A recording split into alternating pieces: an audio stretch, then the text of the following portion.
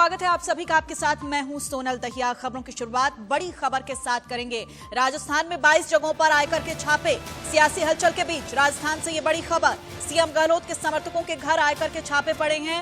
2 समर्थकों के घर आयकर की छापेमारी, जिनमें नाम है राजीव अरोड़ा और धर्मेंद्र राठौड़, जिनके घर पर इनकम टैक्स की टीम पहुंची है। और इसी बीच ये एक और बड़ी खबर मिल रही है। फेयरमाउंट होटल में विधायक रुकेंगे, गहलोत समर्थकों पर आयकर विभाग के छापे जारी, ये बड़ी खबर। और इसी बीच एक और बड़ी खबर मिल रही है। जयपुर कांग्रेस दफ्तर से हटाए पायलट के फोटो। देखिए, ये अपने आप में बहुत बड़ी खबर है। प्रदेश कांग्रेस कमेटी दफ्तर से पोस्टर हटाए गए हैं। बागी पायलट के खिलाफ पार्टी का बड़ा एक्शन। जयपुर कांग्रेस दफ्तर से पायलट के फोटो हटाए गए हैं। पार्टी ने पायलट के खिलाफ बड़ा एक्शन लिया है। ये बड़ी खबर आपको दे रहे हैं। प्रदेश कांग्रेस कमेटी दफ्तर से पायलट के फोटोज को हटा दिया गया है।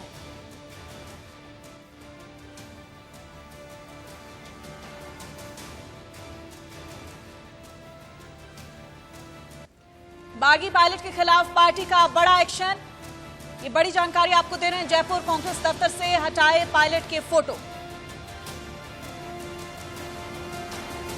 और इस वक्त हमारे साथ राजनीतिक संपादक अजीत मंदोला जी जुड़े हुए हैं। अजीत जी, अभी जो अपडेट मिल रही है कि फोटोज हटा दिए गए हैं डिप्टी सीएम सचिन पायलट के कांग्रेस के दफ्तर से। कांग्रेस ने ये अब एक बड़ी कार्रवाई यहां पर की है। किस तरह के तरीके से आप देखते हैं, क्या भविष्य इस वक्त नजर आ रहा है?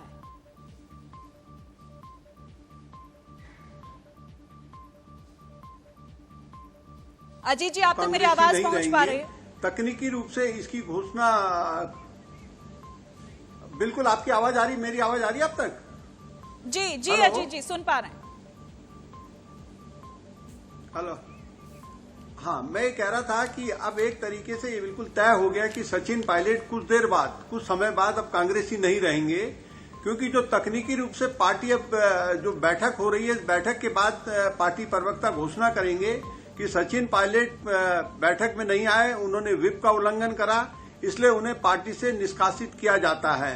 तो एक तरीके से अब सचिन की जो वापसी की संभावनाएं हैं, मुझे लगता है कि वो धीरे धीरे अब खत्म होती जा रही हैं। और कहीं ना कहीं आज जिस तरह से जो छापेमारी हुई है, भले ही बीजेपी के प्रवक्ता भी कह रहे थे कि देश भर में छापेमारी हो रही है, इससे कोई लेना देना नहीं है, लेकिन जिस तरह से राठौर अरोड़ा जो 2 वहां पर बड़े नेता हैं कांग्रेस के, और वो गहलोत के बहुत करीबी माने जाते हैं, उनके यहाँ अगर जिस तरह से छापेमारी हुई है, तो कहीं ना कहीं इसका जो लिंक है वो इसी से जोड़ा जाता है कि भारत सरकार भी अब कहीं ना कहीं राजस्थान के खेल में शामिल हो गई है।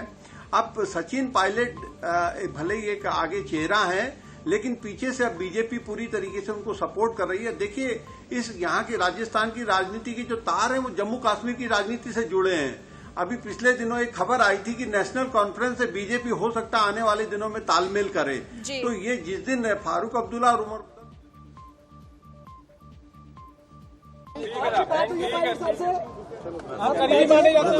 आपकी बात हुई है पायलट साहब से? अब मेरी किस किस से बात हुई, मैं तो एक बात जानता हूँ, मैं हाथ के सिंबल पर जीत कर आया हूँ। और जो हुई क्या? अरे रुके आ रहे मैं आऊँ बाहर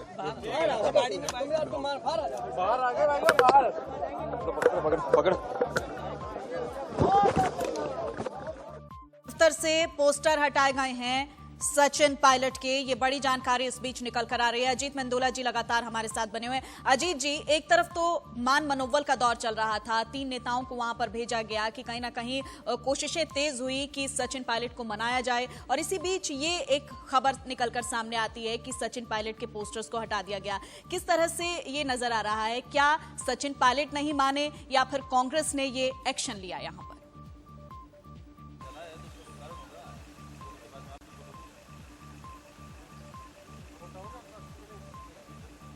मैं बार बार इस बात को कह रहा हूं कि जम्मू कश्मीर से इसके तार जुड़े हैं। उमर अब्दुल्ला, फारूक अब्दुल्ला को जिस तरीके से नजरबंदी से हटाया गया, उन्हें रिहा किया गया, तो ये कांग्रेस ने इस बार जिस तरह से फैसला किया है, या मुख्यमंत्री अशोक गहलोत ने शनिवार को जो प्रेस कॉन्फ्रेंस करी थी, और उस प्रेस कॉन्फ्रेंस में अगर आपने देखा होगा तो उन्होंने प्रधानमंत्री नरेंद्र मोदी और गृह मंत्री अमित शाह को पूरी तरीके से निशाने पर रखा था। लड़ाई अब बड़े स्तर पर पहुंच गई है। ये पूरे पुख्ता सबूत कहीं ना कहीं मुझे लगता है कि राजस्थान सरकार ने जुटाए हैं कि सचिन के जो संबंध थे, सचिन का कहीं ना कहीं कनेक्शन बीजेपी के नेताओं के साथ था। वो मौके की तलाश में थे कि किसी तरीके से मध्य प्रदेश वाला रास्ता अपनाया जाए। ये मामला राज्यसभा के चुनाव से पहले एक बार करने की कोशिश की गई थी। भूमिका लगभग मध्य प्रदेश वाली बनाई गई थी। राजेश पायलट जी की स्मृति दिवस था, मूर्ति अनावरण, उसमें फूल मालाएं दौसा में चढ़ाई जाती हैं। उसी दिन सभी जो इनके समर्थक विधायक थे उन सबको आना था, उनको लेके दिल्ली मानेसर वगैरह लाए जाना था। लेकिन उससे पहले मुख्यमंत्री अशोक गहलोत ने इस चीज का पटाक्षेप कर दिया कि यहाँ पर बीजेपी हमारी सरकार गिराने जा रही है और हमारे विधायकों को तोड़ा जा रहा है। तो उसके बाद से सारा घटनाक्रम बदल गया। सचिन पायलट ने उस मामले के सामने आने के बाद ये दिखाने की कोशिश करी कि वो पूरी तरीके से पार्टी के साथ हैं। वो सक्रिय भी हुए और इस बीच जो केसी वेणुगोपाल वहां पे संगठन महासचिव है पार्टी के, और राहुल गांधी के बहुत करीबी हैं। और सचिन भी राहुल गांधी के बहुत करीबी हैं, मतलब इतने करीबी हैं कि उन्हें जब विधानसभा चुनाव हुए थे तो मानसिक एक जो राहुल गांधी की टीम के मेंबर थे उन्होंने नौकरी छोड़ी चुनाव लड़ने के लिए विराटनगर से। वो भी गुर्जर जाति समुदाय से आते हैं। सचिन पायलट ने उनको टिकट नहीं लेने दिया। मतलब आप समझ सकते हैं कि राहुल गांधी उनका कितना मानते हैं। तो ये था कि केसी वेणुगोपाल को उम्मीदवार बनाए जाने के बाद से वहां पर एक संघर्ष ये भी था कि राहुल कौन करीबी कितना है। तो कहीं ना कहीं सचिन को ये लगा कि अब केसी वेणुगोपाल राजस्थान की राजनीति में आ गए हैं तो अब सचिन पायलट के लिए भी रास्ते बहुत कम रह गए थे। उनको किसी न किसी तरीके से, क्योंकि पार्टी का बराबर दबाव था कि आप एक व्यक्ति एक पद पे रहिए, तो वो प्रदेश अध्यक्ष पद भी नहीं छोड़ना चाहते थे और मंत्री पद भी रहना चाहते थे। तो अब उनके पास एक ही चारा था कि वो संख्या के हिसाब से विधायक लेके दिल्ली आए और बीजेपी में शामिल हो जाएं। लेकिन ये बात खुल गई थी राज्यसभा चुनाव के टाइम पर, तो कांग्रेस के विधायकों को ये तय करना था कि वो बीजेपी में जाएंगे या अपनी विचारधारा बदलेंगे। मध्य प्रदेश में ऑपरेशन हुआ तो उनको नहीं बताया गया था कि आपको बीजेपी में शामिल होना है विधायकों को। उन्हें बेंगलोर जाके पता चला कि उन्हें बीजेपी में शामिल होना है। तो वहां का ऑपरेशन बहुत टॉप सीक्रेट था, यहाँ का ऑपरेशन ओपन हो गया था।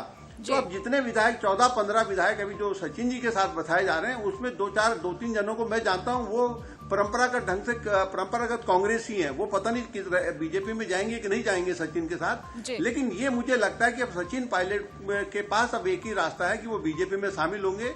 अभी प्रवक्ता मित्तल साहब बहुत अच्छे ढंग से बचाव भी कर रहे थे कि जो वहां पे एफआईआर हुई है उसमें देशद्रोही, वो सेम एफआईआर सेम बातें मुख्यमंत्री गहलोत के लिए भी लिखी गई है उसमें। तो वो किसी एक पे आरोप नहीं लग रहा है। ठीक है, प्रेम कुमार जी राजनीतिक विश्लेषक भी हमारे साथ जुड़े हुए हैं। प्रेम कुमार जी, क्या ऑप्शन अभी देखते हैं आप सचिन पायलट के पास, क्योंकि कल वो इनकार कर चुके हैं कि मैं बीजेपी पार्टी ज्वाइन नहीं करूंगा किसी भी सूरत में, और ऐसे में अब ये ऑप्शन क्या बचता है उनके पास? पोस्टर्स हटा दिए गए हैं कांग्रेस के दफ्तर की तरफ से, तो कांग्रेस अपनी तरफ से यहाँ कार्रवाई में लग गई है, और सचिन पायलट जो है आगे की क्या स्ट्रेटेजी रख सकते हैं, इस पर आपको किस तरह का भविष्य नजर आ रहा है? देखिए सोनल जी, विधायक दल की बैठक 10:30 बजे होनी थी, 11:30 बजे हो रही है, और इस समय अब हम इस विषय पर बात करने जा रहे हैं कि सचिन पायलट का भविष्य क्या होने वाला है। तो निश्चित रूप से अब वो सवाल जिसको लेकर आज की सुबह शुरू हुई थी कि अशोक गहलोत की सरकार रहेगी या नहीं, वो सवाल अब खत्म हो गया है। आज की अगर मुझे हेडलाइन सजाने के लिए कही जाए तो ये मैं कहूँगा कि अशोक गहलोत की सरकार बच गई और जो विरोधी साजिश थी वो नाकाम हुई, ये स्थिति है। अब सचिन पायलट, ठीक है, मैं लौटूंगी आपके पास। इस बीच हम अपने दर्शकों को सुनवाते हैं कि विधायक क्या कुछ कह रहे हैं, वो सुनिएगा। एक बार रिएक्शंस आ रहे हैं। मैंने सचिन पायलट जी हो या कांग्रेस का कोई भी विधायक, उन सबसे कहूंगा मौका है, मोदी और अमित शाह के बहकावे में मत आओ। पैसा सब कुछ नहीं है, स्वाभिमान शौर्य और जिस जनता ने वोट दिया वो सब कुछ है। अरे आप पोस्टर की चिंता कर रहे हो, लोग राजस्थान की जनता की चुनी हुई सरकार को गिराने की कोशिश कर रहे हैं। आप पोस्टर की बात कर रहे हैं, राजस्थान की जनता ने वोट दिया जिन लोगों ने, उस वोट का अपमान कर रहे हैं। हमारे साथ 115 विधायक रात को थे, 109 विधायक हमारे साथ बैठे हुए, सब जगह व्यवस्था, वो तो कोई टेंशन ही नहीं है, सरकार कहीं नहीं जाएगी। दिल्ली कर सकते हैं क्या? अरे दिल्ली से भी निकल के आ गए आदमी, किस गलतफहमी में है, तभी तो इनके पास नंबर, अरे भैया नंबर गेम नहीं है, इसीलिए, अरे सुन लो यार, नंबर गेम नहीं है, इसीलिए इनकम टैक्स के छापे डाल रहे हैं। नंबर गेम होता तो इनकम टैक्स के छापे नहीं डलते। नंबर गेम फेल हो गया, इसलिए इनकम टैक्स और सीबीआई ईडी को यूज में करने की कोशिश कर रहे हैं। दबाव की राजनीति शुरू कर दी ना, इनकम टैक्स को उतार दिया, खा जाएगी इनकम टैक्स, खा जाएगी सीबीआई, खा जाएगी ईडी। कब तक शुरुआत होगी? डरते नहीं है? मीटिंग 12 बजे बाद शुरू होगी, क्योंकि सूंड से चलती है। सुदर्शन चक्र वाले का आशीर्वाद हमारे साथ में, लड़ाई हम जीतेंगे।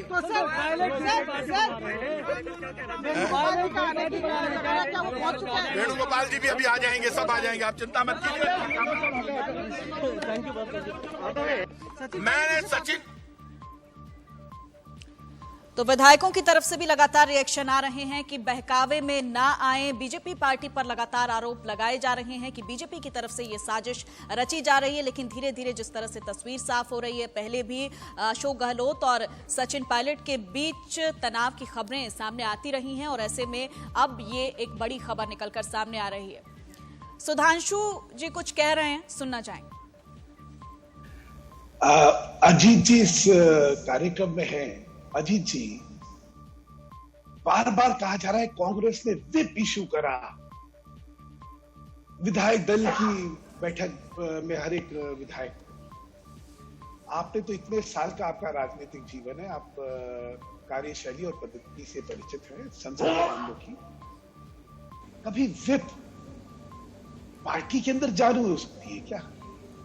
व्हिप होती है सदन की कार्रवाई के लिए, और पार्टी की मीटिंग जो है सदन की कार्रवाई नहीं होती है। तो देखिए, ये एक बड़ा डेस्परेट सी कोशिश है कि साम दाम दंड भेद करके एक माहौल ये बनाया जाए डर का कि पता नहीं क्या होगा, और उसको जो है उसको मान्यता देने के लिए भाजपा पे आक्रमण कर दो, अमित शाह पे आक्रमण कर दो, हर उल्टी सीधी चीज का दोषारोपण जो है भाजपा पे लगा। अरे भाई, हम तक क्या नहीं, मित्तल साहब, हमारे घर में आग लगी हुई। एक मिनट, मेरा सवाल ये कि आप सरकार गिराना चाहते हैं? नहीं, मेरे को मेरा सवाल ये, सरकार गिराना है। मैं बताता हूँ, सुन तो लीजिए। आप बचाव कर रहे हैं जिस हिसाब से, मैं तो एक पत्रकार होने के नाते ये बात कह रहा हूँ।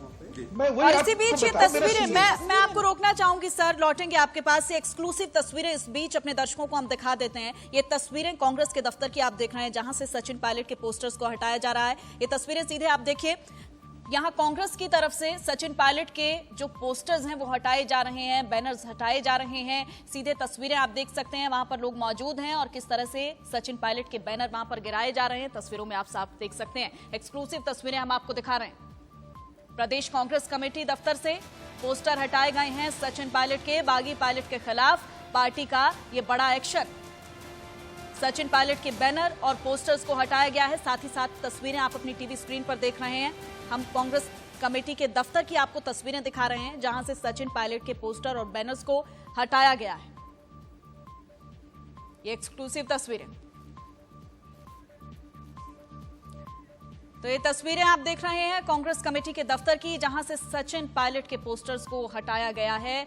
बागी सचिन पायलट के खिलाफ ये कार्रवाई जो है पार्टी की तरफ से की गई है। मान मनोबल का दौर भी चला, 3 नेता पहुंचे, समझाने की कोशिश की गई, बातचीत का दौर भी चला। लेकिन इसी बीच ये बड़ी खबर, कांग्रेस कमेटी के दफ्तर से ये पोस्टर हटाए जाना, कहीं ना कहीं कांग्रेस की जो नाराजगी है डिप्टी सीएम सचिन पायलट के खिलाफ, वो दिखाई दे रही है।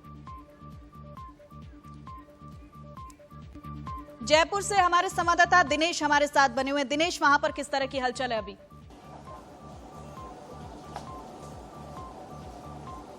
दिनेश, आप सुन पा रहे हैं?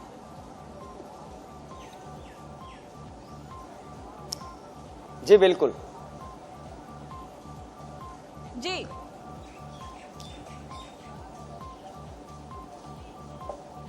जी देखिए, ताजा अपडेट ये है कि प्रदेश कांग्रेस कमेटी दफ्तर, जहां 6 साल से पीसीसी चीफ रहते हुए सचिन पायलट ने अपने संगठन को चलाया था, वहां से उनकी विदाई हो गई है। होर्डिंग, बैनर और पोस्टर जितने भी दीवारों पर या दफ्तर के अंदर थे, उनकी तस्वीरें थी, उनको हटा दिया गया है। कोई नामो निशान अब पीसीसी दफ्तर में नहीं रहा है सचिन पायलट का।